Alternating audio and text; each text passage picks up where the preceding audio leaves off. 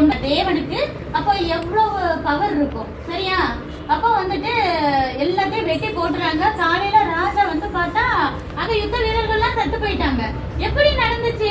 எப்படி இத்தனை பேரு யுத்தமே இல்லாம யார் வந்து வெட்டினாங்க ஒண்ணுமே அவனுக்கு தெரியல. மைண்டே கன்ஃபியூஸ் ஆயிடுச்சு. அப்ப அவன் என்ன செய்யறான்? பயந்துகிட்டு அவன் ஊருக்கே போயிடறான். அவன் தேசத்துக்கு போறான். அங்க என்னன்னா அவன் பிள்ளைங்களை என்ன செஞ்சுறாங்க? வெட்டி கொண்டுறாங்க. அப்ப எசேக்கியா ராஜாக்கு சந்தோஷமா இருக்காமா இருக்காதா? பயங்கர சந்தோஷமா இருக்கு. எப்பவுமே நம்மளுக்கு வந்து எதிரி எத்தனை லட்சம் பேர்னாலும் சரி, எத்தனை கோடி பேர் வந்தாலும் சரி, நம்ம அதை நினைச்சு என்னவே செய்யக்கூடாது, பயப்படவே கூடாது.